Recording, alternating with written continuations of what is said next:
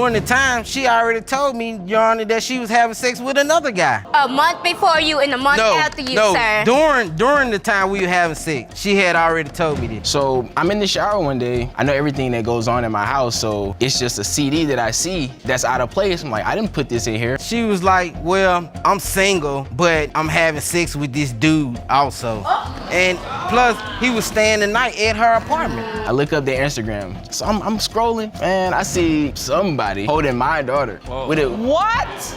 Ms. Reeves walks in like, this guy won't admit he's the father of my kid. Silva's like, nope, not mine. Drama's already spicy, and you know this will be a roller coaster. Ms. Reeves, you are here today to prove that the defendant, Mr. Silva, is the biological father of your 7-month-old son, Legend. Mr. Silva, you were involved in a paternity case on Love and Hip Hop Atlanta in support of your sister, who took a DNA test to prove paternity of her child. Mr. Silva thinks it's okay for guys to cheat because they're guys, but women can't. Judge Lake isn't buying it, and the audience is cracking up. She calls him out, and it's about to get wild. I just don't trust her, Your Honor. I feel like she's tricking me into believing that I'm Legend's father. I grew up loving women, loving sex. You grew up loving sex? I always felt like it was okay for men to go out, have sex, and especially with a baby, you know, trying to say that I'm his father. You know, I just want to. All of this started, all he wanted to do was cheat on me. I've been nothing but faithful to him since I first met him. Silva admits to cheating and assumes Ms. Reeves does too. Judge Lake's like, really? You think everyone's shady like you? The audience cheers, and Silva's starting to sweat. It's not looking good for him. Why can't you conquer your doubt and conquer your fear that she's also doing something that she says she's not doing? Well, Your Honor, I feel like if I'm out here, you know, doing what I'm doing whatever she's doing, she's possibly doing the same thing. And why would that be so wrong? Because you can't take what you dish out?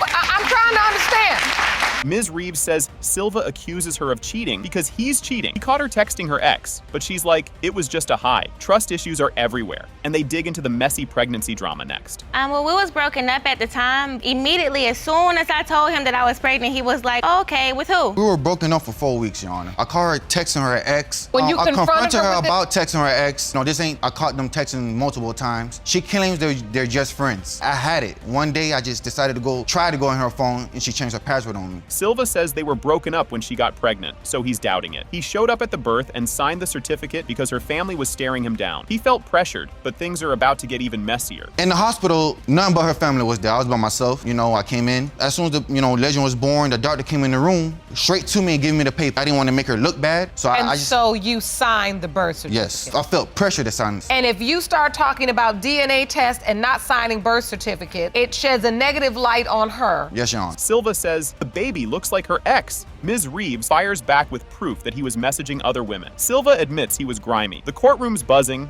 and there's a lot of baggage here, with DNA results on the way. Like, well, I have proof right here. A girl, she messaged me basically saying that, you know, they was talking. He was her boyfriend as well. He didn't know me. I'm just So you got a message out of the blue from another woman. And it says, he told me you were his ex and that you were pregnant, but you're and didn't know who the dad was. Yes, ma'am. Ms. Reeves gets emotional, saying she wants their son to feel loved. Silva, still unsure, says he doesn't want to raise another man's kid. It's tense, and you can feel the weight of their struggles. The results are next. I just feel a little hurt, you know what I mean? Because, like, we have a beautiful baby together, and I don't want him to grow up feeling like, oh, my daddy didn't even think that I was his. You know, we were just being irresponsible. I want him to love me the way that I love my. I want him to grow up the same way that I grew up, both of his parents in his life. It has been determined by this court. Mr. Silva, you are the father.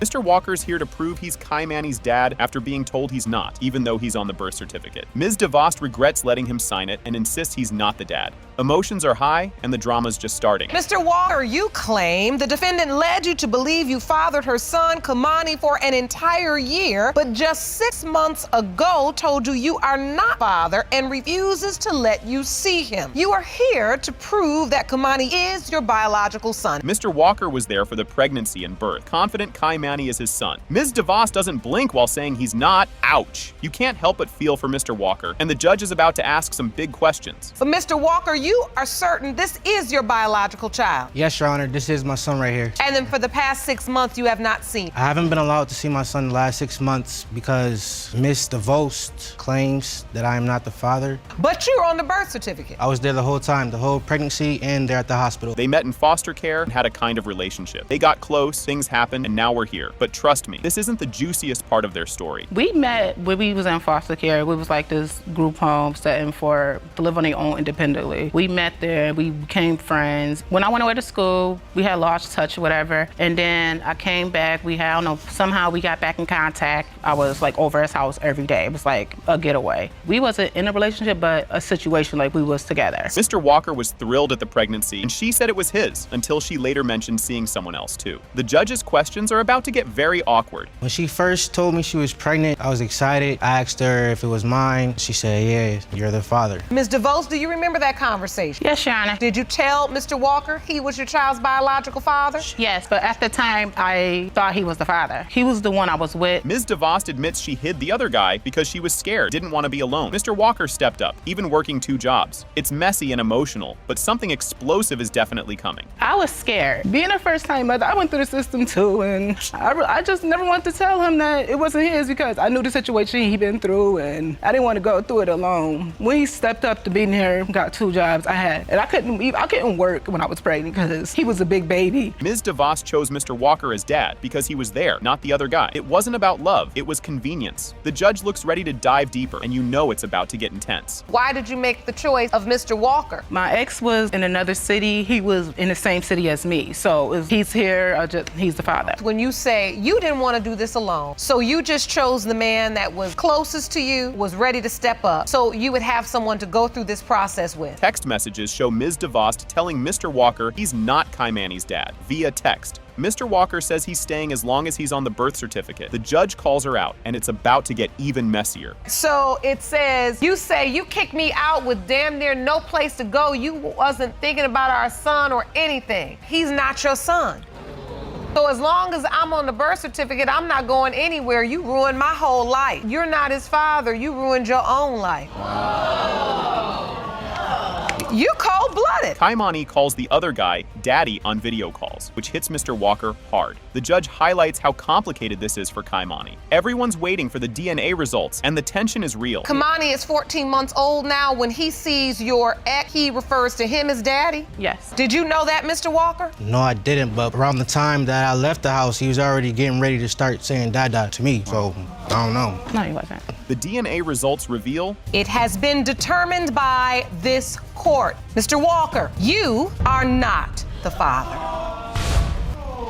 I'm sorry. Judge Lake kicks off a paternity showdown over 3-year-old Samarai. Ms. Lusk says Desmond is the dad, but his mom says no way. And apparently Desmond was seeing someone else, making this a total soap opera. Ms. Lusk, you and your mother say you have no doubt whatsoever when it comes to knowing who your 3-year-old daughter, Samari's biological father, the man you claim is her father, has died, and now you find yourself facing off against his mother, who is just as convinced that she is not your daughter's grandmother. Ms. Lusk talks about raising her daughter alone after getting pregnant at 16. She's upset because Ms. Page has shut her daughter out. The frustration is real, and you can tell things are just getting started. Extremely difficult being pregnant at 16, having to still go through school. These past 4 years, everything has been on me and my mother. He has a whole other side. My daughter is beautiful, and you missed out on 4 years. Everybody's Not only a me. single parent. You're You're not the only absolutely one. correct, but you Let's get raised some Desmond order. by yourself. Ms. Page says Ms. Lusk only wants a $50,000 insurance payout left by Desmond. Ms. Lusk looks shocked, saying she didn't know about the money. The back and forth feels like an intense ping pong match. They're out for money. I had insurance on What my money? son. I had an insurance policy. They're out for That we money. knew nothing about. No, unless it's proven it's not my son's You baby. never I posted know it on anything Facebook. about- And so this insurance policy is in the amount of $5,000. It is your testimony today. Ms. Lusk is attempting to get a portion of that money. Yes. Ms. Lusk says she and Desmond were sneaking around during her school breaks. Ms. Page isn't buying it at all. It's a fight over who knows him better, but there's a kid involved, making it a big deal. It was a normal time scheduled routine that I would actually come over there because we had times that I would come over to see him because he only stayed a few blocks from my school. Whether it was gym or my lunch period, I would go. When was Absolutely the first correct. time you I did it. physically saw me? When you proclaimed you were pregnant, you was very sick, no stomach, looking like an innocent child. Yes, You ma'am. asked Yes, to ma'am. see my child. You asked to go to the school. Of course she wasn't showing. Ms. Anderson, Ms. Lusk's mom, told Ms. Page about the pregnancy on Facebook. Ms. Page brushes it off, calling her son a legend with women. Meanwhile, Judge Lake tries to stop it from becoming a shouting match. I Do you know what happened? contacted Miss Page through Facebook to tell her to call me. And that's when I broke the news to her about my daughter being pregnant by her son. The very first thing she said to me is, my son is a legend. My son has women coming out the woodwork. She seemed proud. Her son had no reason to be doing whatever he was doing in his past. Ms. Page says she's only seen Samarai once at a birthday party. She held her for a second, but hasn't connected since. Ms. Lusk says Ms. Page doesn't even try, making things even messier. I seen her one time by accident at an acquaintance birthday party. She had the opportunity, yes ma'am. Yes, Miss Lust, I held her and I got a picture. Take her You had a someone want few. to see. Did she You had even a few. And favor the family? You posted it on Facebook. To be honest, I don't This want is my Samira first time around seeing me. you, Miss Anderson. Yes, it is, and my first time and hopefully last seeing you. Judge Lake explains how both women are still grieving Desmond, making everything harder. She also calls them out for airing drama on social media. It's a needed reality check, but the courtroom is still chaotic. Miss Page is grieving. She doesn't even have a person to review these facts with. Desmond, I need to talk to you about this,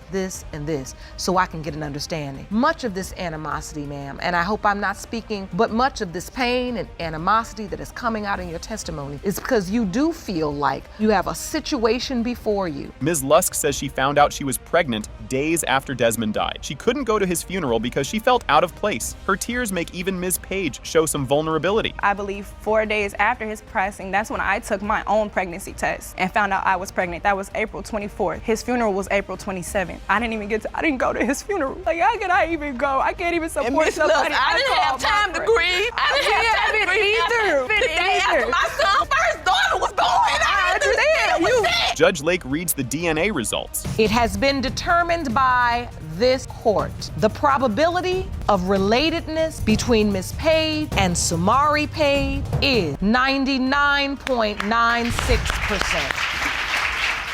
This case starts off wild, like a spaghetti-covered kid. It's Johnson vs. Kirby. Mr. Johnson says, "Not my kid," while Ms. Kirby insists he is. She says Caden needs his dad. Mr. Johnson's dodging responsibility. Buckle up, it's about to get messier. Mr. Johnson, you are here to prove you are not the biological father of Miss Kirby's 11-month-old son, Caden. You claim her accusations are causing trouble in your relationship, and you are certain the results will clear your name. This is like arguing over spilled milk, except the milk is a baby. Johnson says Kirby's ruining his life by claiming he's the dad. She insists they planned Caden, and now Johnson's ghosting. He stays firm, denying it's his kid. Things are about to escalate. She's trying to pin a child on me that ain't mine, and she's causing problems in my current relationship. How am I causing issues in your current relationship when you just called to me yesterday? So what are you talking about, sir? I'm not trying to keep up with you. I just wanted to know, is this really happening? So you think she's trying to pin a baby on you? Yes, Your Honor. Johnson drops a sad bombshell. His dad abandoned him. He claims he'd never leave a kid, unless it's not his. Kirby says he's doing exactly that to Caden. Johnson repeats, "That baby ain't mine." And next, it's all about who looks like who. Mr. Johnson, did you grow up with a father in your life? No, Your Honor. I was premature. I was in the hospital for 6 months. While I was in the Now hospital, my baby have issues. my father abandoned me. Now you And abandoned my Caden. mother. I would never do a child like that I know that's mine. And this baby is not mine. And so you're saying you know what it feels like to be abandoned? Yes, Your Honor. They met during a blackout, went shopping, exchanged numbers, then boom, sex. Kirby says she liked him, but Johnson says it was just a fling. Their stories clash and the judge tries not to laugh. But there's more drama when they reveal who else was around. We was working at this job, and then we had a blackout. During the blackout, we decided to go to the store. We in my car, driving to the store. Charmaine started talking sexual. Why would I talk sexual to you when Because- I'm dealing with someone? Wait, what was she saying? Here's where it gets messy. Johnson says Kirby told him she was seeing someone else too. She admits it, but claims Johnson is the dad. Johnson's like, "I'm 1 out of 3? It's like bad reality TV, and conception dates are next." During the time, she already told me, Your Honor, that she was having sex with another guy. A month before you and a month after you, sir. During the time we were having sex, she had already told me this. She was like, "Well, I'm single, but I'm having sex with this dude also." And plus, he was staying the night at her apartment. Johnson finds out on Facebook he might be a dad. He messages Kirby, and at first she says no, then switches to yes. Johnson's confused and says she's playing games. Things are about to get even weirder. I was at this party, and I was scrolling on social media, and I seen her post something about she don't need help with her child. So I hit her up. I was like, "Are you pregnant?" She was like, "Yeah." "Is the baby mine?" She was like, "No." So I left the party and went to her house. And then she flipped the script and was saying, well, yes, you are the father. Kirby says she did the math and conceived around when she slept with Johnson. He doubts it, since others were involved. The judge sighs as she explains again. It's confusing, and there's more with the baby's health coming up. Because I did the calculations, we had sex July 10th, and this the amount of time that I could see Caden. But I thought you slept with him within a 24-hour window of meeting him, and you also were in a sexual relationship with the other man. Me and him had sex July 10th on our way when we got back from Clarksville. Kirby explains Caden has health issues, like needing a G-tube. She says Johnson hasn't helped at all, while he says she didn't give him a chance. The arguments are non-stop. Soon an expert will shed light on Caden's condition. My baby has health issues. He has a G-tube, so we back and forth from different doctors, ENT, G-tube clinic, all that. And he's also albino.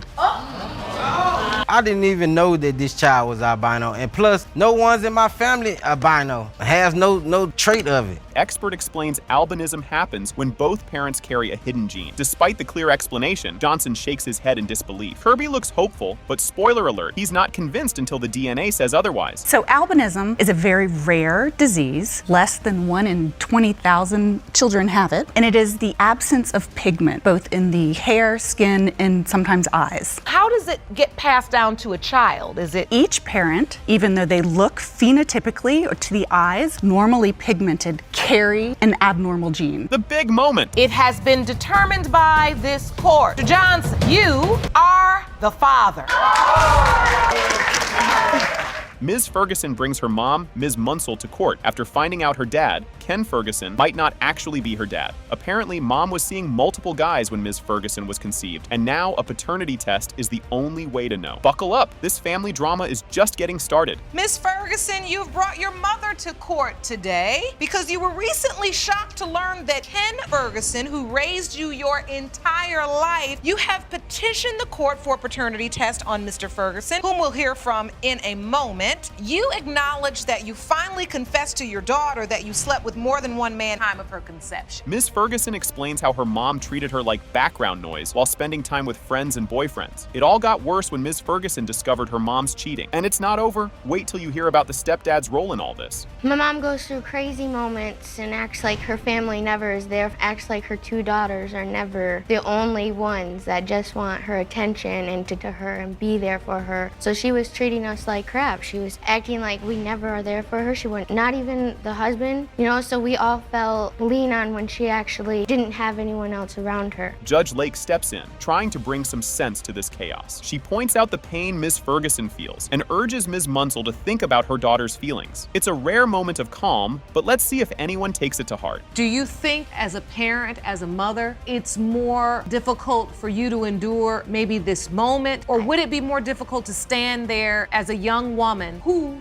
your father is? You don't know who he is. Do you understand why I think he could not be my father? Ms. Ferguson shares how her stepdad revealed that Ken Ferguson might not be her real dad. She's not even surprised after all her mom's affairs. It's like a soap opera, and things are about to get even messier when Ken speaks up. We were talking for about 4 hours, and when he told me, I became quiet because it hit me with realization like, wow, seeing her sleep with so many guys, that this doesn't shock me at all. The night he told me, I went my pictures around and was just trying to look at every little figure that we could have alike. I see cheekbones, other things too. Ms. Munsell tries to apologize, but ends up making excuses, leaving Ms. Ferguson rolling her eyes. It's awkward, like trying to fix a broken vase with tape. The years of hurt are too much for a quick apology. I came here for you to do this. And that's what you're gonna do, is you're gonna drag it all out. When you stood there and you told me all it was to find out about your dad. I'm not a perfect mom. I never tried to be. I never, I did what I could do. But I love you and I never once regretted having you. The big reveal. When it comes to Alicia Ferguson, Mr. Ferguson, you are her father.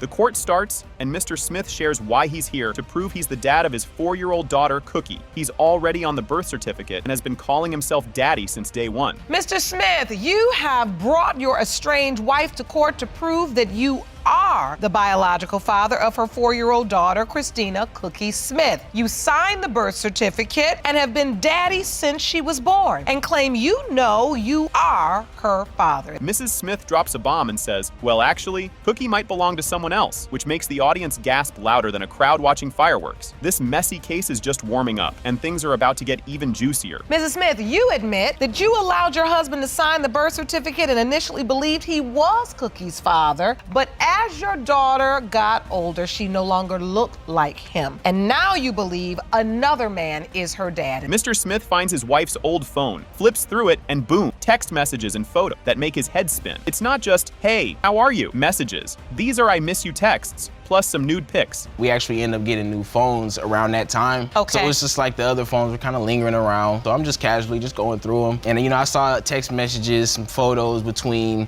my wife and some other cat. I miss you. When you miss a person, apparently you've seen them before. Nude photos. Oh! You know what I mean? He packs his bags, calls his mom, because of course you go to mom in times like this, and moves out. You won't believe what happens next. Just wait. It's about to get even crazier. So what happened, Mr. Smith, when you see these text messages? I basically, I let my parents know what was going on, and I packed up and I left. I had to, just to, because she's my support. She helps me on everything.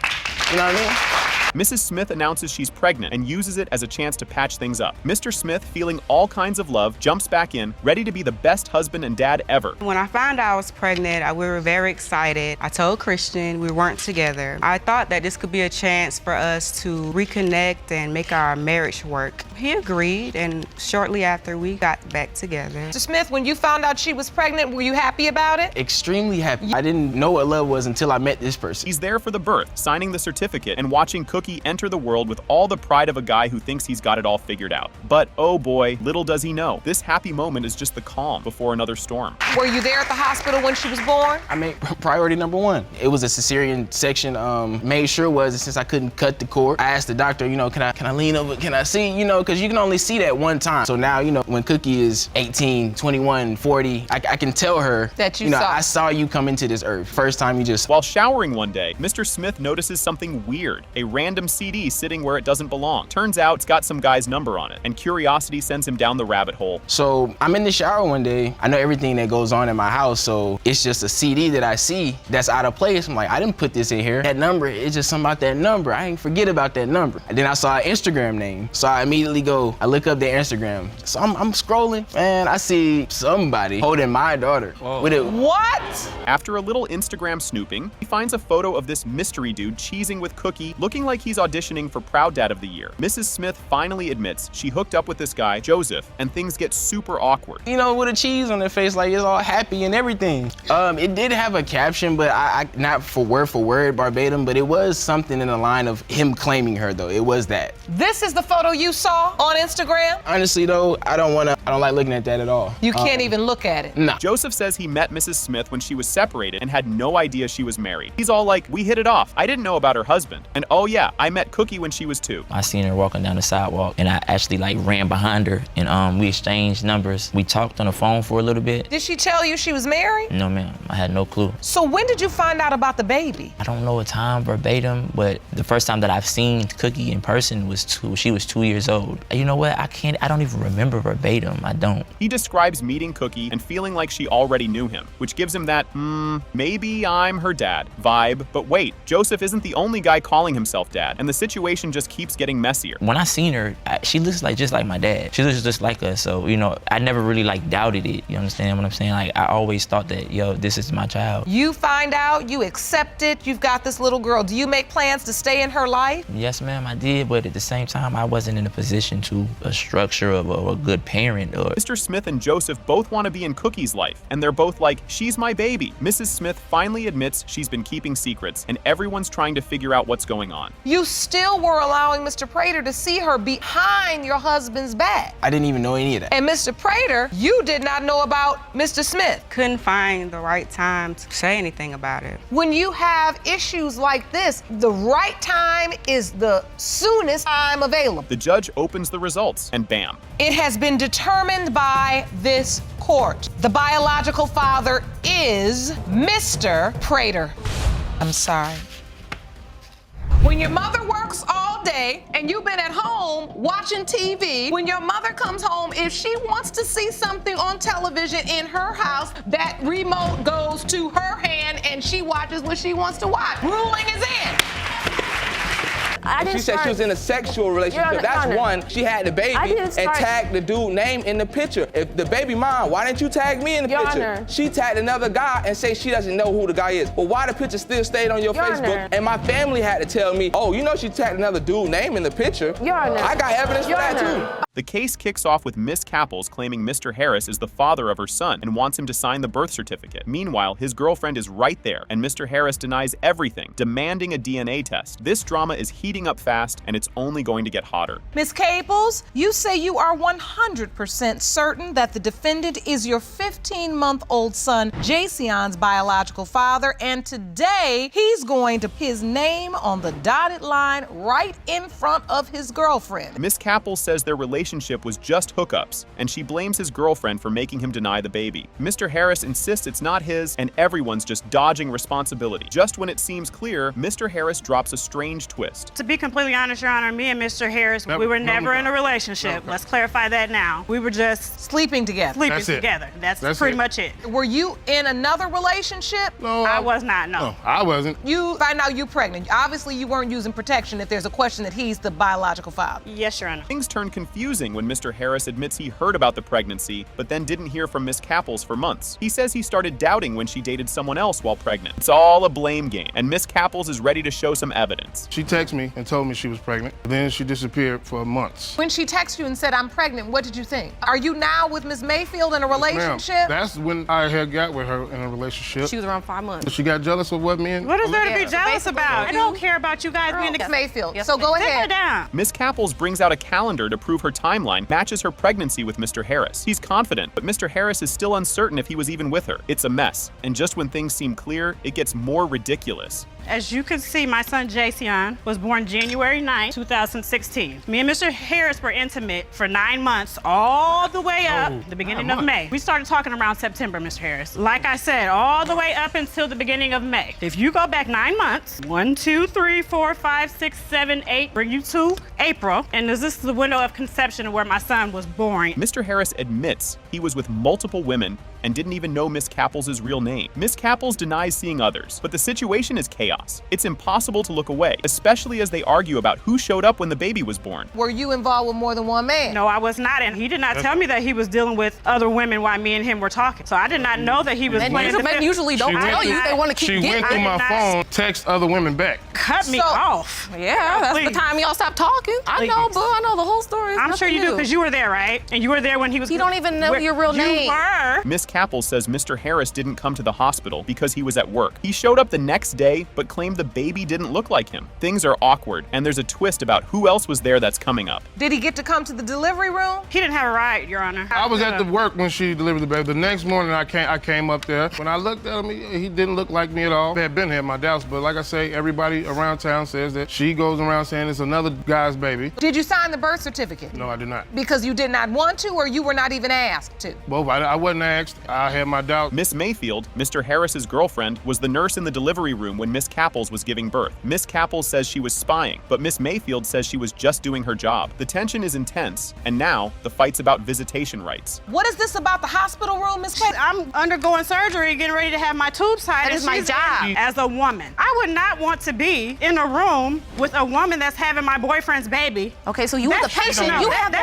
You work at the hospital, right? Yes, ma'am. And then that was where they told you your station or where you were supposed to be? You were assigned to that? Today, we got our stuff to do. Yes, ma'am. Miss Capples lets Mr. Harris's family see Jason, but keeps him away from Mr. Harris. He and Miss Mayfield are upset, saying she's doing it on purpose. It's pure chaos, all leading to the DNA results. Miss Caples, you're letting his family members see the with baby? his sister. I like to go out all the time. I don't That's the go only out. reason. What are you Because you could talking easily about? give in to him when he did. He don't have to would be drive out somewhere. too. You don't at have home to. with the kids. What you talking No, about? he don't. All right, one at a time. One at a time, ladies. Ooh-wee. The DNA results are in. It has been determined by this court. Mr. Harris, you are not the father. Thank you. Thank you. You didn't sleep with no one else. Judge Lake introduces Poyer versus Poyer, with a mom suing her son for $5,000 in unpaid rent. She says he needs to grow up, while he claims she treats him like a servant. This is going to be a wild ride. Brace yourself for some intense arguments. Ms. Poyer, you have brought your son to court today and you are suing him for $5,000 in unpaid rent and utility bills. You say in your statement that you feel it is time for him to start acting like a man before he becomes a father. You are here today to make him face his responsibilities as an adult. Ms. Poyer calls her son lazy, and he fires back, accusing her of making him do everything. Their insults are sharper than a comedy roast, and Judge Lake steps in to settle things with her no-nonsense approach. My son, he's lazy. I'm your mother. I try to do the best that I can for you. You cannot just want to lay around, not want to do anything, not want to help me, take care of the household, or help me pay any bills. You cannot talk to me like I'm one of your friends in the street. How you say it, but she's the total last person that should even be saying something like that. Ms. Poyer wants control of the TV after a long day, but her son disagrees. Judge Lake's swift ruling is like a mic drop, but they're not done yet. Things are about to get messier. When your mother works all day and you've been at home watching TV, when your mother comes home, if she wants to see something on television in her house, that remote goes to her hand and she watches what she wants to watch. Ruling is in. Ms. Poyer worries her son will mess up his life like she did, but her delivery is harsh. Emotions are high, and the conversation turns into a heated argument about money. Ryan, to keep making some of the same mistakes that I made. I got high. I ran the street. But there comes a point in your life when it's time to say enough. I get up at 5 o'clock in the morning. I get up at 5 o'clock, be in the house at 10 o'clock. No, you want to come in here ringing my doorbell 1 o'clock in the morning. That's disrespectful. I get, 2 hours sleep? Ms. Poyer presents receipts showing her son's minimal payments, while he insists he's doing his best. The argument escalates into a math fight, and neither side seems to have the numbers right. All I want is for my child just to grow up. But then it was time to come in here. Mom, I didn't get paid this, that, the other. But yet still, you going in there to find your little roll-up to do your business. You say he did not contribute. You say you have cable bills. I have cable bill. I have rent. Ms. Poyer claims her son only worked for 2 weeks, while he insists it was 3 months. The back and forth feels like a ping-pong match, and a witness is about to make things even wilder. How long did he work this job? 2.5 weeks. Did you just say 2.5 weeks? You don't get a seasonal job for 2.5 weeks. When you work at a store for a season, that season is always 2 months and longer. I don't know where she got 2.5 weeks from. If you can find me a job that's going to hire me in the store for 2.5 weeks. How long did you work this job where you were supposed to pay her $50 a week? I was at this job for almost 3 months before the season ended. Ms. Poyer's sister Natasha adds fuel to the fire, calling out the son's habits and blaming his girlfriend. It's chaotic, especially with judgments based on nail polish. It's drama mixed with comedy gold. My main concern, the reason why I'm here, is because he going out smoking marijuana. He jumping turnstiles, getting arrested. Stupid stuff like that. The worst thing I've ever done was smoke weed and hop a turnstile when I was 17. Leave it alone. Let it die already. Okay. I don't understand. Smoking marijuana, that doesn't go out of your system right away. So how are you going to get a job if your system is dirty? Ms. Luciano steps in, claiming she and Mr. Poyer work and contribute equally. The family isn't convinced, and it's a show me the receipts moment as things get even more heated. We work at the same place. You do? Where? Tell me where. I work at a marketing Show me a research. pay stub. I have many of pay stubs. Where's your W-2? I got my W-2. I don't even need to be up here. She just turned it to We both pay rent together because I have a yes, I do in Chase. We go to Chase and I'll show you my. Finally, some calm. Judge Lake praises Mr. Poyer for improving his life and reminds everyone about family support. Both sides begin to listen. The emotional tension is far from over. Suddenly you begin to live up to your potential. You get a job. You begin to get money paid regularly. Well, what your mother is saying is, why couldn't you do that to help me? And you're doing what you should be doing. And Mom, for that, you have to at least say, this is a good thing. Mr. Poyer apologizes to his mom for the disrespect, and she breaks down, expressing how much she misses him. It feels like a turning point, but one big decision still looms. Love you, I love you. I miss laughing with you. I miss crying with you. You know how I used to play with your ear? I miss all of that. May I hug him, please? You absolutely can. Do you remember that? This is what I most remember. Give me some nose. Oh, yes. life. This story's got it all. 2 boyfriends, a baby, and a lot of drama. Ms. Harris is stuck between her current boyfriend, Mr. Murray, and her ex, Mr. Donaldson, who both might be her daughter Anaya's dad. The goal? Figure out who's actually the father. Spoiler, this is just the beginning. Things are about to get way more chaotic. Ms. Harris, you have been caught in a love triangle. There are 2 men in court today claiming to have fathered your 18-month-old daughter, Anaya. Your current boyfriend, the plaintiff, Mr. Murray, and the defendant, your ex-boyfriend, Mr. Donaldson. Ms. Harris describes how things with Mr. Donaldson went downhill fast. When she got pregnant, he doubted her, then fell for someone else. He barely showed up for any of the baby stuff. Then, just when the drama seemed done, his family jumped in to make it even messier. From my understanding, we was dating. But then when I got pregnant, he told me he had feelings for another girl. He told me that he didn't want to be with me. So I was basically alone during my pregnancy. He was there during the baby shower. He came to the hospital with his mom when I had her. So wait, you're dating Mr. Donaldson, you're in a relationship. You all are boyfriend and girlfriend? Yeah, we were. Mr. Donaldson's mom was on board with being a grandma until she saw Mr. Murray with the baby. Suddenly, the family pulled away, leaving Ms. Harris to deal with it alone. But things get even weirder when Mr. Murray gets dragged into this train wreck. I did not find out about it until she was about 5 months, maybe. When he told me about it, I accepted that he was, because that's what Chastity stated, that he was the dad. At what point, Mr. Donaldson, did you say, Mom, I have something I have to tell you? I didn't even tell her, honestly. I told my father, and my father told her. That works too when you're scared to tell Mom. Mr. Murray found out he might be a dad through a message from Mr. Donaldson. He says they used protection, but Ms. Harris disagrees. Despite the confusion, Mr. Murray stepped up when Anaya was 3 months old. Then, Ms. Harris mentioned a threesome, and now no one knows who the dad could be. So, Mr. Murray, why do you believe you could be the biological father of this child? One day I was on Facebook and I got a message, Jalen. He told me that the baby could possibly be mine. Telling you that the baby could possibly be yours? Yeah, I need to get a DNA test. You sent him that message, Mr. Donaldson? I don't recall. I'm not gonna say yes, I'm not gonna say no. I don't recall. The timeline is a mess. Ms. Harris says it lines up with Mr. Donaldson being the dad, but admits she was also with Mr. Murray. Oh, and there was a threesome in December. No one seems to remember who used protection, so the court is left trying to make sense of it all. It's like a soap opera gone wrong. You said your doctor told you your date of conception was around February the 10th. Yes. Anaya was born on October 21st, when you were intimate with Mr. Donaldson. Beginning of February and the end of February, and then we stopped. So the beginning of January, around here, the beginning of February with Mr. Donaldson? Yes. DNA results are in. It has been determined by this court. Mr. Murray, you are not the father. That's okay. That's okay.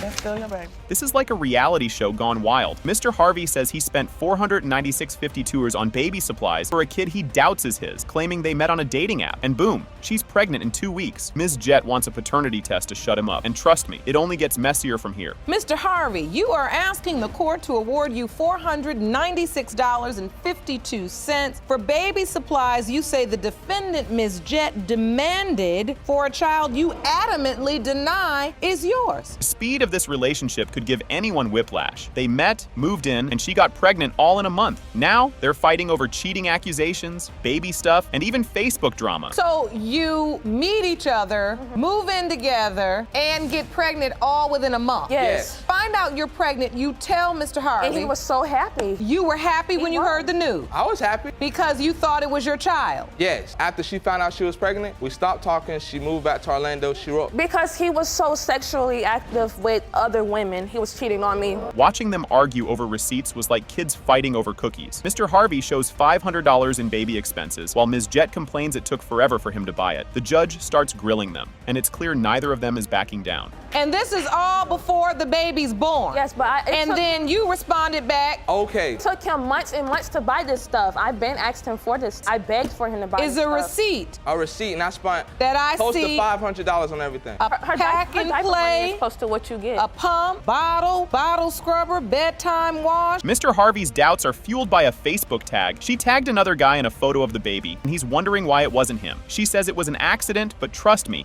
it's about to get even crazier. And she said she was in a sexual relationship. That's one. She had the baby and tagged the dude name in the picture. If the baby mom, why didn't you tag me in the picture? She tagged another guy and say she doesn't know who the guy is. Well, why the picture still stayed on your Facebook? And my family had to tell me, oh, you know she tagged another dude name in the picture. I got evidence for that too. The petty fight over money goes to the next level. Ms. Jett claims she paid more for baby stuff, while Mr. Harvey says she's using government assistance. The judge steps in as they argue like it's a ping pong match. Here's all the expenses that I've been taking care for of my daughter alone. He's suing me for $500. Her diapers is a little less than what he's suing me for, but her diapers are close to what you're suing me for. Her diapers is dang near that money, $500. Every time you needed diapers, whenever you needed something, every time she called me, I gave it to her, Your Honor. Mr. Harvey says she asked another guy to pay for an abortion. She denies it, but he insists he saw the text. The judge struggles to keep order as the tension skyrockets. After she had the baby, she was trying to get pregnant again. She told me she was pregnant or whatever, so I went and got her and stuff like that. And then she had started going through my phone. I was like, all right, well, I'm gonna go through your phone too. So I go through her phone, right? She telling this dude, she said, you need to pay for this abortion. No, I didn't. And the whole time she was never pregnant. She told me she was pregnant for me, and then she telling some other dude he need to pay for abortion. Mr. Harvey's aunt comes in, doubting the baby is theirs, because it doesn't look like the family. She's confident it's not their kid, and the judge isn't so sure. Things are about to get even more dramatic when Ms. Jett's mom arrives. Looking at my nephew's other children, we have strong genes. And all his brothers look alike, his brother's kids look alike. And I have they have the same heads, and our family have big eyes. Xavier and Xavier's family.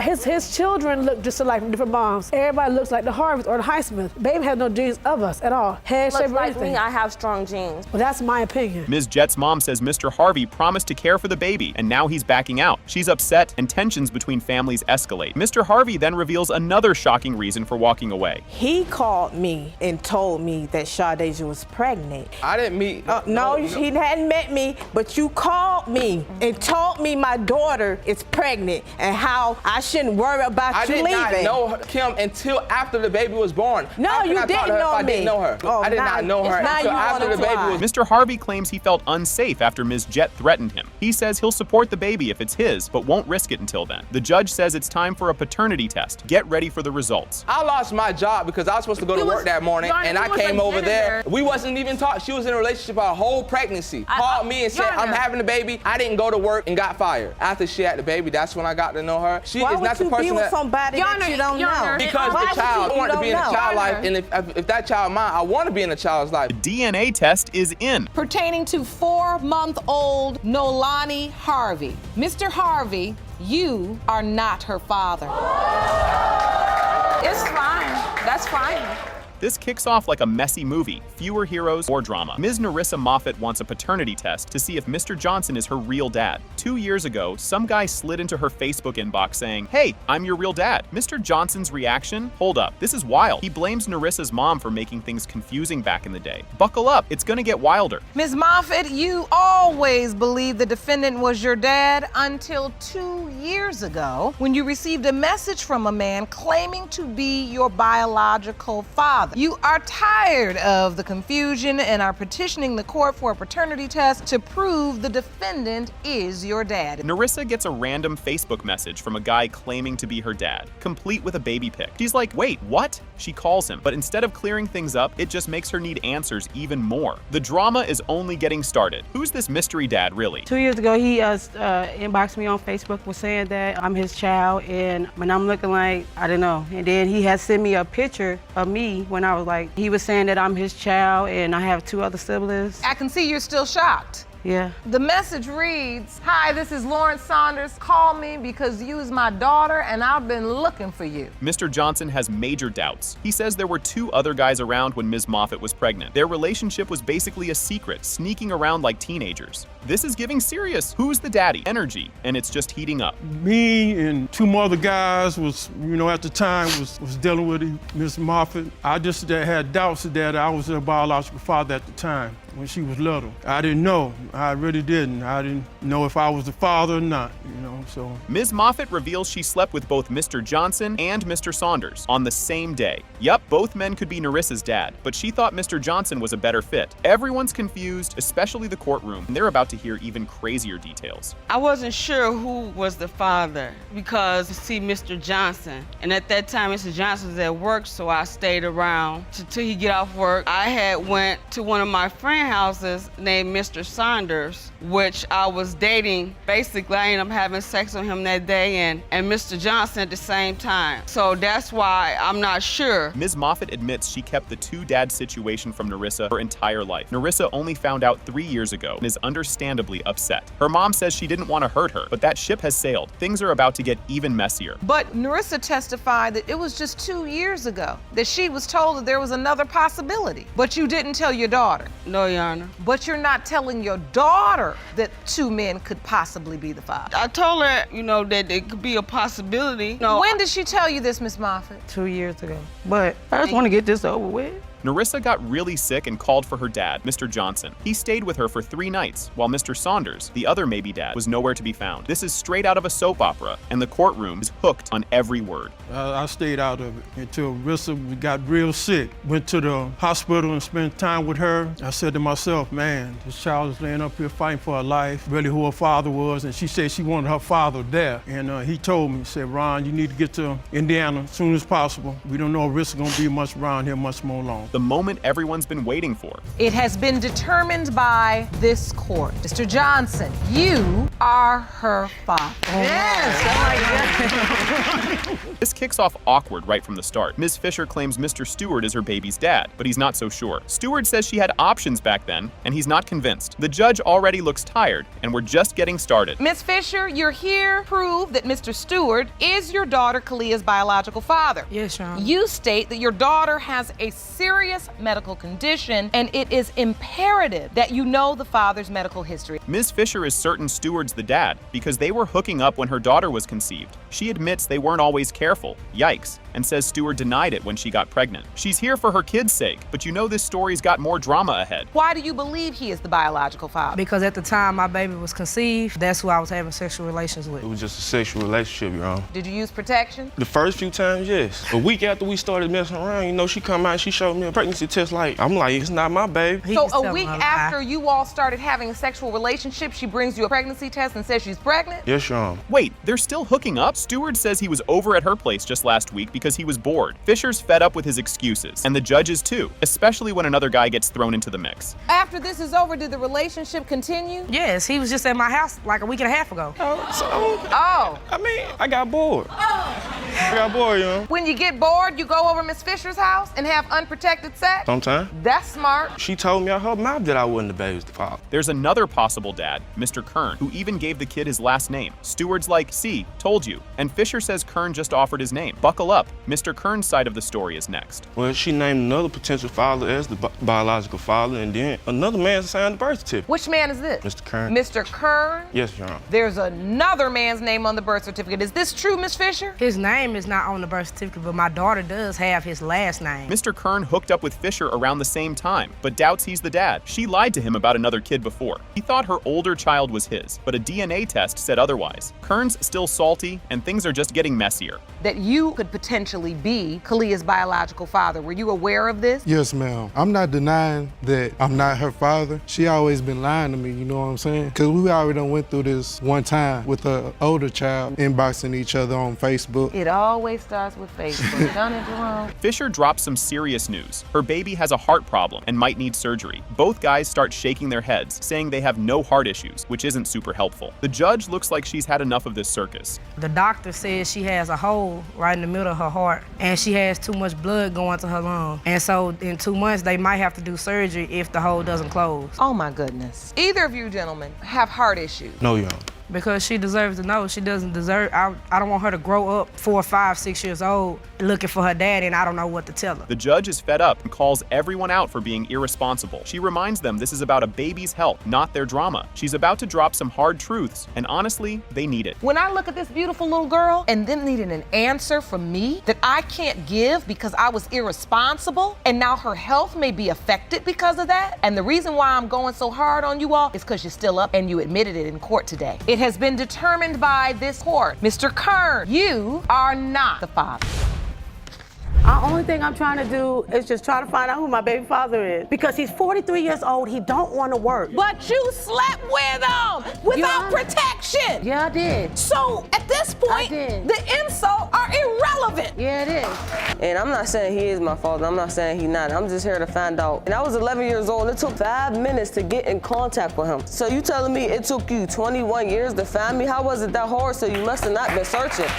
This story starts wild and stays wild. Ms. Johnson says Mr. Rice is her baby's dad, but Mr. Rice is like, nope, not me. And just like that, we're off to a drama-filled start. You have summoned the defendant to court today to prove that he fathered your 6-month-old son, Jeremiah. Yes, Your Honor. You are furious that he never met your baby and plan prove paternity today. Mr. Rice, you say you are 100% certain you are not her child's biological father, and you claim to know who is. It all began after a breakup, a rebound, and a lot of drama. Ms. Johnson and Mr. Rice got too friendly, and suddenly, a baby was on the way. It's already messy, and trust me, it gets juicier. I want to say June, the end of June, me and my boyfriend, we broke up. I was in my feelings, so I took comfort in Mr. Rice. We were friends prior to that. It went further than expected. We had sex, and I found out I was pregnant in September. Ms. Johnson found out she was pregnant at the doctor's office. She thought Mr. Rice would be thrilled, but he was more, wait what, than yay. And from here, things spiraled into doubt and accusations. I had just a regular doctor's appointment. I wasn't feeling good, and when I got in there, she was like, "You're pregnant." And at first I was in shock. Like, I was freaking out, like, okay, I'm pregnant. Me and Mr. Rice had already talked about, he said he wanted kids, and I didn't think it was a problem. I thought he would be happy that I was pregnant. And he was happy. Then I just... Mr. Rice was excited at first until Ms. Johnson said it might be her ex's baby. And once that doubt started, it grew fast. Let's just say trust didn't last long here. Yes, I was excited about it until she decided to tell me it could be her ex's baby or it could be my baby.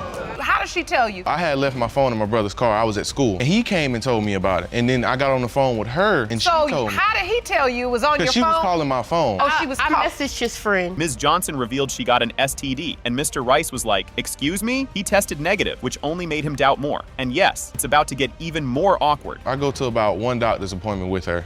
And after that, she tells me she has an STD. But the doctor calls me the next day and tells me, "Sir, you don't have an STD at all." That doesn't make sense to me at all, Your Honor. I wasn't having sex with anybody but him during the time. So there was no way that he didn't have it because I wasn't sleeping with anybody else. Mr. Rice says the pregnancy timeline doesn't add up. Ms. Johnson told him one thing, but the baby's birth date didn't match. He's definitely not buying her story at this point. Because when she told me she was a month pregnant, it was in October. The baby was supposed to be born in June. The baby was born in April. Oh, the timeline was off from the conception date she gave you. When she goes to the doctor and find out how long she is, if she was 2 months pregnant, it would be James' baby. But if she was 1 month pregnant, it would be my baby. And she told me out of her own mouth. In walks Ms. Johnson's ex, Mr. Williams, ready to stir things up. He's been acting like the dad, but isn't sure if he actually is. Now we've got 2 possible dads and 1 big question. When we got back together like September, I've been there since day 1. Like doctor's appointments. You and Ms. Johnson were still sleeping together during the time they were sleeping together because she admitted she got an STD. Did you have one that you could pass to her? No, ma'am. Because we had took a test too, and I didn't have it. You did not have it? Yes. Ms. Johnson admits she had feelings for her ex the whole time. She also told Mr. Williams that Mr. Rice was the dad. If you think that clears things up, it doesn't. Who did she tell you was the father of the child? Mr. Wright. I was angry at him because of a situation that we had went through before we broke up. So no, I didn't want him to be the father. You admit you thought at some point that there was a real possibility you were the child's biological father. Yes, ma'am. Do you still in the back of your mind think that way, despite what she tells you? Yes, ma'am. Mr. Rice says he tried multiple times to get a DNA test, but Ms. Johnson kept dodging him. He even offered to pay, but she ghosted him every time. It's like a never-ending game of hide and seek. And she told me I could come up there and I could get my DNA test done. But maybe an hour or so later, she decides to text me and call me back. The DNA test people were not in the building. So I said, okay, she said you should come tomorrow on a Saturday. This was a Friday when he was born. So I called myself while I was still at work. She says, you can get a DNA test done, but I don't have $200 to $400 to pay for it. I said, I'll pay for it. The baby's middle name is Samaj, which is James spelled backward, a nod to her ex. Ms. Johnson says it's credit for helping out, but Mr. Rice is not having it. No extra credit here, he says. Jeremiah is 6 months old. Yes, Your Honor. He has your last name. Yeah. But what's interesting is I did notice when I looked at the birth certificate, baby Jeremiah has a middle name, Samaj, which is James. I felt like since he was there from day one that he should get some kind of credit for, being there and taking care of him. I didn't feel like that was a problem. The DNA results are in. It has been determined by this court. The biological father is Mr. Rice. You are the father. This story kicks off with a bang. Mr. Lewis has been waiting 44 years to prove Mr. McAllister is his dad, but Mr. McAllister isn't convinced. The rumors are messy, and trust me, it's only getting messier from here. Stay tuned for the drama. Mr. Lewis, you say you've always known the defendant is your father and say his paternity denials are mere excuses as to why he was not there for you. You hope today's results put an end to this 44-year-old mystery. Mr. Lewis pours his heart out about growing up without a dad in South Central LA. It's sad stuff. You can tell it still stings, but it's not over yet. Mr. McAllister's side will flip everything upside down. How has Mr. McAllister's denial affected you? Well, growing up in South Central Los Angeles, it was tough not having a father there, knowing that you have one, just different things that went on through my life that, not having a man there to answer different questions, it made things a lot tough for me coming up, but thank God that everything worked out. If you think it's messy, it gets worse. Mr. McAllister heard all kinds of wild rumors, like it might even be his cousin Michael. And at one point, Mr. Lewis's mom said his dad was dead. Cousin? Dead? Alive? It's like a chaotic soap opera. I traveled to Los Angeles back in '81, and I ran into a relative of the family. This individual told me that their relative had my son. I got the information and I called Mrs. Lewis and I asked her, do we need to talk about something? And she said, no. I said, what about your son?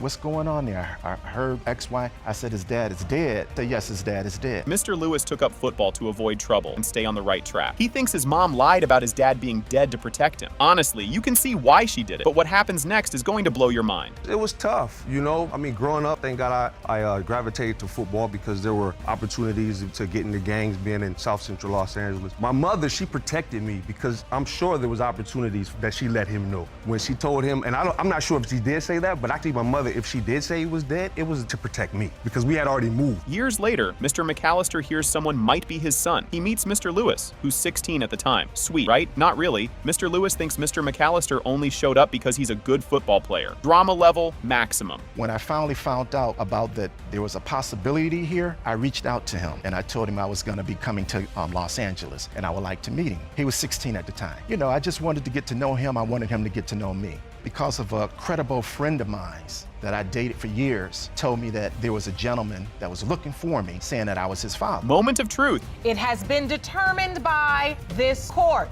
Mr. McAllister, you are the father. Ms. Hicks kicks things off like a soap opera, saying this DNA test will save her relationship and prove Mr. Smith is the dad of baby Honesty. She's super confident, swearing she knows who the dad is. Buckle up, this is just the start of the drama. Ms. Hicks, you say the sins of your past have brought you into court today to save your relationship. You are petitioning the court for a DNA test to prove that the defendant is the father of your 3-month-old daughter, Honesty. Ms. Hicks is furious. She says she feels betrayed, especially since her sister is siding with Mr. Smith. She insists she only ever slept with Mr. Smith, and all these claims are making her mad. The drama's only getting started. I know I've only slept with him, and I know who my children belong to. Hearing this from him and him getting it from my own blooded sister, it just bores me. Tell the truth. So, I got something to say. She telling false lies, okay? I know for a fact that he was not the only one she was you're there in the sleeping same with. bed with me when I'm sleeping with these people I get. Mr. Smith pulls out medical records showing he has hypogonadism, which supposedly means he can't have kids. The court takes a good look at it and science seems on his side, but Ms. Hicks isn't backing down. She's ready to prove her point. I used to work out a lot and one time strained myself too hard and I had to go to the hospital and the doctor told me that I couldn't have kids, that my testicles had dropped by that time. Male hypogonadism is a condition in which the body doesn't produce enough testosterone or has an impaired ability to produce sperm or both. Ms. Hicks isn't buying it. She says, just look at Honesty. She's proof enough. She calls Mr. Mr. Smith's story ridiculous and insists the baby is the best evidence. Things are heating up with cheating accusations coming next. 2 months after Honesty was born. Like, she's living proof that you can have kids. I didn't make this baby myself. Mr. Smith, you seem confident. She knows good and well that it's not your child. Yes, Your Honor. And why do you think she knows that? I told her, once her son was born, she was cheating a lot of time with multiple men. Mr. Smith claims Ms. Hicks wasn't loyal, bringing text messages as proof. The crowd gasps as the drama shifts from a baby to trust and lies. But wait, Ms. Hicks's sister is about to make things even worse. I went through her phone and found text messages, and it said when I can get that kitty cat. Oh, the other guy said, I miss that kitty cat. And Ms. Hicks responded, you know he leaves, so you can come over anytime. Yes, Your Honor. Saw this message and you feel like she was definitely sleeping around. Yes, Your Honor. Ms. Hicks's sister Carlicia steps up, saying Ms. Hicks was with other guys. Ms. Hicks loses it, accusing her sister of lying to ruin her life. Just when you think it can't get worse, an expert arrives to clear things up. Your Honor, I bet you don't even remember when he went to his grandma's house because they got into it. She had another man coming in the bed, sleeping in his bed. You hear me? Over there for 2 days. Do you remember? I did not have I did not have another man there. I know who my child belongs to. I know who every one of my children belongs to. Dr. Gator explains hypogonadism, saying it doesn't mean Mr. Smith can't have kids, it just makes it harder. Suddenly, Mr. Smith's argument looks shaky. You know what that means. DNA test time. So hypogonadism is when the body doesn't produce enough testosterone. You can either be born with it or you can develop it later in life. Usually from things like infection, injury to the testicles can also cause it. Nature gives us 2 testicles, and so usually it has to be a bound injury to not one, but both testicles to actually cause hypogonadism. The DNA test reveals it has been determined by this court. Mr. Smith, you are the father.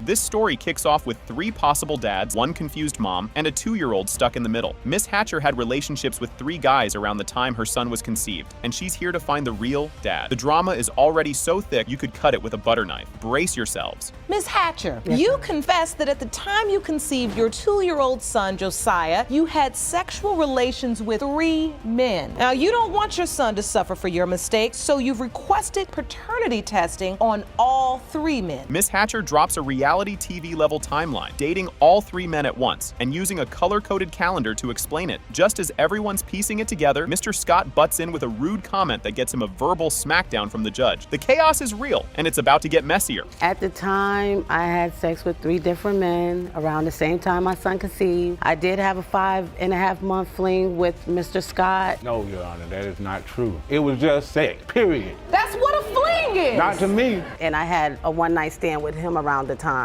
And I also had a one-night stand with Mr. Blake. Mr. Scott throws out another disrespectful comment, and the judge shuts him down immediately. The courtroom erupts with gasps, applause, and some serious side-eye from Miss Hatcher. Just when it seems like it might calm down, Mr. Scott's attitude shows there's more drama coming. Did you use protection? No, we did not. How much did he pay? Excuse me, Mr. Scott? You're gonna be respectful in this courtroom. He is very ignorant. He is just recently, he knows that we don't have a working refrigerator and a stove. And he comes over to my house and he still has the same attitude, nasty attitude that he has now. Mr. Scott takes the stand and claims he stepped up as the dad, signing the birth certificate and buying diapers, until Miss Hatcher brought up a DNA test. He tries to sound like the good guy, but his frustration is showing. You can tell he's not done stirring the pot and things are only heating up. And when she came and told me she was pregnant, I believed her, because she's a woman who knows her body, who's supposed to know her body, who knows what she does. So when the baby was born, were you in the hospital? Yes, ma'am. I was there for him. And did you sign the birth certificate? Yes, ma'am, I did. I have it right here. Taking care of the side, letting him come to my house on football Sundays. I watch. That man is not doing any of that. Mr. Blake walks in all calm, then admits to a one-night stand with Miss Hatcher and says the kid might be his. He mentions some booze blurring the details, and everyone laughs until Miss Hatcher says her son looks just like him. Now, people are comparing shoulders and feet like it's some weird family game. We got a hotel room that night. Possibility it could be mine. If it's mine, I don't have a problem with taking care of mine. Was it protect sex on that day? We had a little alcohol, but I think so, Your Honor. Well, first time we did use protection, and then the second time we didn't. Your Honor, it wasn't no second time. We had sex twice. I only remember one time. I know I wasn't that drunk, Your Honor. Miss Hatcher points out her son's physical traits, saying he's built like Mr. Blake, broad shoulders and flat feet included. Mr. Blake looks like he's hearing this for the first time and can't decide if he's amused or horrified. The spotlight shifts to Mr. Sneed, but it's still a circus. He could could be a possibility because the way my son is built, the way he's growing up. How many people you got to test before you find out? Okay, well, As many as it takes in this courtroom. You say your son, you feel like he's built like Mr. Blake. Well, he got broad shoulders like Mr. Blake. You know, his hands are thick, his feet are flat. I really don't know Mr. Blake that well. Mr. Sneed isn't even in court, but his name gets dragged back in as Miss Hatcher compares her son's flat feet to his. The crowd's connecting dots faster than a kid with a puzzle. The calendar just adds to the confusion, and you know this drama isn't done. He has flat feet like Mr. Sneed. I thought he had the flat feet. The only thing I'm trying to do is just try to find out who my baby father is. Because he's 43 years old, he don't want to work. But you slept with him without protection. Yeah, I did. So at this point, the insults are irrelevant. Yeah, it is. The results are in, and it's like waiting for your mom to check your report card. Thick suspense. When it comes to Mr. Scott, you are the...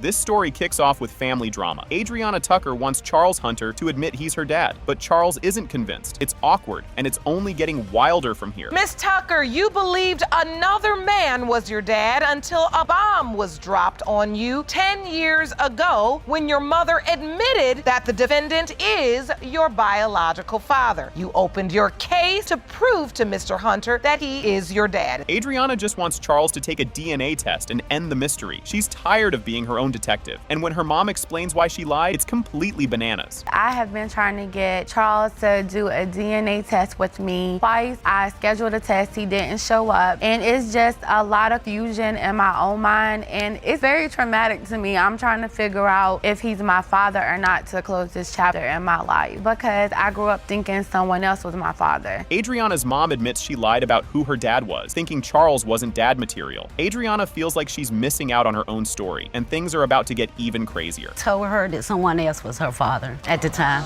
in order to protect her. I felt like Mr. Hunter was not a good role model. Or what, she had a better chance of having a father in her life? No, Your Honor, that's not the reason why. I was dating this guy, but it was basically over. At the end of the day, he wasn't good for her, and neither was Mr. Hunter's. In 5th grade, Adriana overhears a phone call that flips her world. The man she thought was her dad denies it, leaving her confused. And middle school, total soap opera drama. I was in the 5th grade and his sister had came and got me one weekend like she always did. They were on the phone and I was over listening to their conversation with her telling him that to meet me, she believed that I was his daughter. And it was my first time ever talking to him. I was really excited. And that's when he told me that my mom was not being honest with me. A lady tells Adriana that Charles might be her dad, but her mom denies it. Adriana is left with questions, and Charles has his own surprising version of events to share. I was in the 7th grade. Where we're from is very small. So I was at a store. There's a woman who knows them both. And she told me, she said, you look just like your dad. And so I go, oh, you know my dad? And I said his name. And she goes, that's not your dad. And that's when she said Mr. Hunter's name. And that was the first I have ever heard of him. Charles says Adriana's mom told him he wasn't the dad, so he moved on. Years later, he hears rumors, but doesn't follow up. And then there's that time he showed up at Adriana's school. Adrian told me she was pregnant. So when she got pregnant, you were told? And she told me the child wasn't mine. And what was your relationship like with Miss Tucker? Yeah, for a short while. She told me she was pregnant. She said the baby wasn't mine. I left and I got my life together. And I stayed gone for 15, 16 years. I came back to North Carolina hearing rumors that she was mine. Charles pulls Adriana out of class to say, hey, I might be your dad. She's confused. And he later says it might have been a joke. Things only get messier from here. I was in middle school and the young woman that is like his daughter, and they called me out of class. And he told me who he was, and he told me that he was my dad. That's what he said. What? And I told him no, like I always have said the other man was my dad. And just so happened, my mom still said no. And then we see him. I guess he had just moved back to town. Adriana's aunt spills the tea in a car, saying Charles is the dad, while her mom tries to hush her. Adriana is stunned, and her mom finally admits the truth. I was 23, and we were in a car with my aunt. They're a loving relationship, but my aunt's very vocal. Made the comment to my mom that she had not been truthful to me about who my dad was, and she needed to tell me the truth. My mom looked like she just looked like my aunt better keep her mouth shut.